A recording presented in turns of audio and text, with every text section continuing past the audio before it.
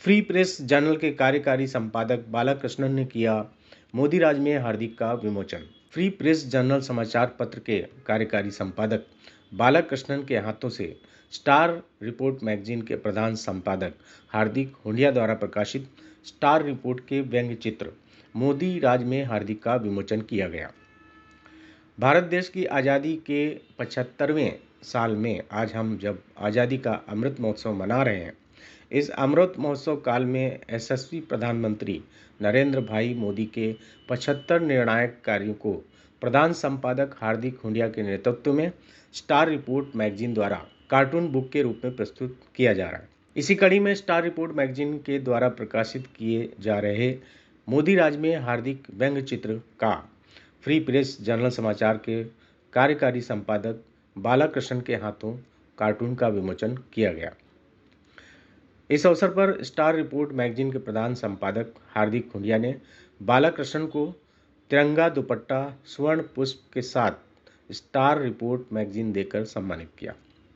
इस मौके पर आमी कृपा बिल्डिंग की तरफ से धर्मिल शाह, उर्मिल शाह, कार्टूनिस्ट राज पाटिल, जागरण जंक्शन के संपादक आशुतोष गुप्ता, स्टार रिपोर्ट के प्रधान संपादक हार्दिक हुंडिया मौजूद थे। आजादी का अमृत महोत्सव मना रहा है।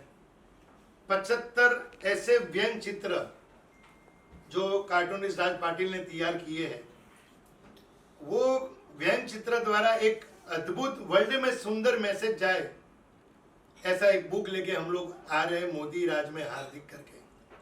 आज हम बड़े भाग्यशाली है कि आज हमारे साथ पत्रकार जगत का वो सितारा जिन्होंने 40 साल पत्रकार लाइन के अंदर बिताई है तो ठीक है, लेकिन उन्होंने एक एक जो स्टोरियां समाज को दिए, समाज के प्रेरक बनने की, समाज को एक शुभ संदेश देने की सकारात्मक सोच का जो भंडार है। थोड़े दिन पहले हमारी रिपोर्टर रश्मि नरीमन पॉइंट पे जा रही थी और एक इंसान गिर गया था, एकदम वो बोल रहा था बचाओ बचाओ बचाओ, तब रश्मि जैसे दौड़ी और साइड में से एक गाड़ी जा रही थी, उसने देखा कि कोई लड़की आवाज दे रही है किसी ने, और तुरंत उन्होंने गाड़ी रोकी और गाड़ी में उस इंसान को बिठा के सीधा बॉम्बे हॉस्पिटल लेके गए। तो जो रियल में एक ऐसे पत्रकार है वो आज हमारे साथ मौजूद है। बालाकृष्ण जी, बालाजी आपका स्टार रिपोर्ट में हार्दिक स्वागत है। बालाजी के लिए जितना कहूँ इतना कम है। पत्रकार जगत में जिनकी एक मिसाल दी जाती है, और आज हम 12वां कार्टून का इनॉग्रेशन करने जा रहे हैं बालाजी के हाथों से। मैं सबसे पहले भाई उर्मिल से विनती करूंगा बालाजी को बुके से सम्मानित करें। इनका जो स्टोरियां देते समाज के लिए शुभ चिंतक होती है, शारीरिक होती है, हम लोग जिनकी नकल करते हैं, ऐसे मतलब वरिष्ठ पत्रकार बालाजी से विनती है, कृपया आज के प्रसंग के 2 शब्द जरूर कहें। हार्दिक भाई और दोस्तों, मैं बहुत खुश हूँ आज स्टार रिपोर्ट के इस ऑफिस में आने के लिए। बहुत अच्छा ऑफिस है, पॉजिटिव वाइब्रेशन यहाँ पे मिल रहा है इस ऑफिस में, और इसका कारण एक ही है, जो हमारे बगल में जो शख्स खड़ा है हार्दिक हुंडिया जी, इनका जो डायनामिज्म जो है, इनका एक पॉजिटिव अप्रोच जो है, जिसके वजह से ये सब हो रहा है। मैं बहुत सालों से हार्दिक भाई को मैं जानता हूँ, उनका ऑफिस था गिरगांव में, उधर भी मैं उनको मिला हूँ। मैं बहुत सारे लोग वीआईपी वहाँ पे आते थे, और अभी यहाँ पे इधर शिफ्ट हुआ है। और स्टार रिपोर्ट जो है, न सिर्फ डायमंड इंडस्ट्री में, इंडस्ट्री के बाहर भी जो काम करते हैं, बहुत सारे सोशल इश्यूज जो है उसमें लेते हैं, और एकदम बेबाक इनका काम है, इससे डरते नहीं है। मोदी को छोड़कर और किसी से डरते नहीं है। काम नहीं, मजाक की बात नहीं, कि हकीकत में अकेला, किसी का कोई ना गॉड फादर है, कुछ भी सपोर्ट नहीं, अकेला सिंगल हैंडेडली उसने इतना बड़ा एक पब्लिकेशन खड़ा किया है। और इसका जो आउटरीच जो है, सबको सम्मान करना, जो समाज के लिए काम करे उसका सम्मान करना, ये इनका एक बहुत बड़ा खूबी है। न सिर्फ अपने पेपर के बारे में सोचते हैं, लेकिन दूसरे समाज में जो अच्छे काम कर रहे हैं सोशल फील्ड में, पॉलिटिकल फील्ड में, उनको बुला के उनका सत्कार करना एक बहुत बड़ा योगदान है हार्दिक जी का।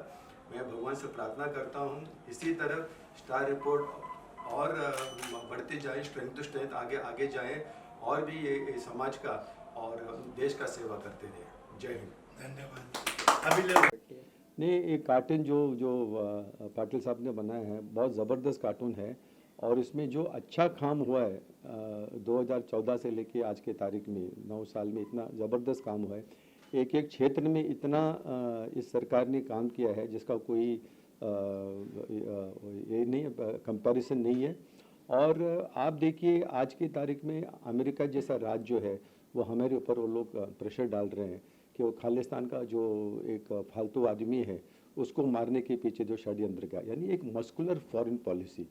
वहाँ पे कम से कम अभी तक 26 लोग जो हमारे देश के खिलाफ काम कर रहे हैं, 26 लोगों को हमारी सरकार के जो हमारे लोग हैं, देशभक्त लोग हैं, वहाँ पे फॉरेन में जाके उनको ठोका है। ऐसा काम कभी नहीं हुआ है। एक हमारे इमेज जो है विश्व के अंदर इतना ज़बरदस्त हो गया है, और जो अभी नंबर 3 जो रैंक जो है उसको टच करना भी मेरे ख्याल से 1-2 साल में वो भी हो जाएगा। इकोनॉमी में हर चीज़ हो रहा है, लेकिन एक ही मुझे कहना है कि जो हमारे जो उद्योगपति वर्ग जो है, जो बिजनेस कम्युनिटी है, उनके मन में जो डर जो है ईडी बीडी डीआरए वगैरह का, वो डर को निकाल के उनके ऊपर पूरा भरोसा रखना बहुत ही ज़रूरी है। क्योंकि आखिरकार अभी हार्दिक भाई ने पेपर चालू किया बोल के उनके स्टाफ जो फैमिली चलता है, परिवार चलता है, वैसे बड़े बड़े उद्योगपति लोग हैं, बहुत सारे काम कर रहे हैं। तो हम चाहते हैं कि उद्योगपति वर्ग जो है बिजनेस कम्युनिटी के ऊपर पूरा भरोसा रखे, और जो उनके बारे में जो नेगेटिव विचार है उसको अलग करके, ये जो बाबूगण जो है उनको इतना सताते हर चीज़ में, टैक्स में, जीएसटी में, हर चीज़ में, ये डर का वातावरण निकाल के एक पॉजिटिव वातावरण लाएंगे तो पूरा बिजनेस कम्युनिटी उनके साथ में रहेंगे, पब्लिक उनके साथ में रहेंगे। और जैसा एक कार्टून में बताया इंडिया शाइनिंग, ये हकीकत में इंडिया शाइनिंग होगा और शाइनिंग होगा ये। लेकिन विपक्षी उल्लुओं को नहीं दिख रहा है। विपक्ष में अब अभी क्या बताएं, कल ही देखिए अजित पवार ने वो करजत में जो एनसीपी का मीटिंग था उसमें कहा कि शरद पवार ने कहा था उसको कि तुम भारतीय जनता पार्टी के साथ तुम सरकार में जाओ, और शरद पवार बाहर बोलते हैं अरे भारतीय जनता पार्टी वो कम्युनल पार्टी है, इंडिया अलायंस के साथ में आ जाओ वगैरह बोल के। और इसने इतना भी बताया कि जो राजीनामा जो किया शरद पवार ने वो तो पूरा को पूरा ड्रामा था। वो पहले तो अजित पवार को बताया मैं राजीनामा कल देने वाला हूँ, और जितेंद्र अवार्ड और दूसरा को आनंद परांज पे थाने का उनका जो लीडर है एनसीपी का, उसको बुला के बोला सब पब्लिक को जमा करो, सबको बोलो रोने को बोलो, और बोलो कि राजीनामा वापस लें। इतना पूरा उसका एक्सपोज हो गया कल, अजित पवार ने खुद किया है। यानी ऐसे लोग हैं जो इंडिया अलायंस में जो है, तो पब्लिक ज़रूर, मुझे उम्मीद है कि पब्लिक पहचानेगा कौन उनके साथ में है और किसको वोट देने से देश का फायदा होगा।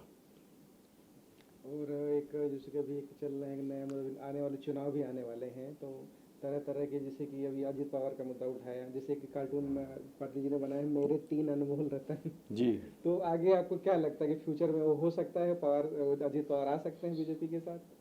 नहीं, अभी तो है बीजेपी के साथ में है, अभी तो साथ है, मतलब सरकार बना नहीं अभी तो साथ में है, और उनके ऊपर जो ईडी का केस अभी वापस नहीं लिया मोदी ने वो अभी भी चालू है।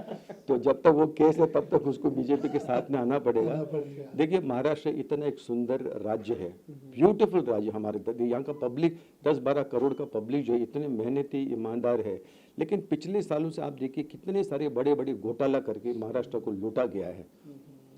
तो ये इससे बचना बहुत ही ज़रूरी है, और देवेंद्र फडणवीस जैसा जो उनका नेतृत्व में अगर उनको सपोर्ट दिया जाए, मुझे पूरा उम्मीद है कि महाराष्ट्र नंबर 1 में तो है वैसे, लेकिन नंबर 1 में से आगे बढ़ के वो तरक्की के रास्ते में आगे बढ़ेगी। बस धन्यवाद, चलो ठीक है, नहीं हो गया।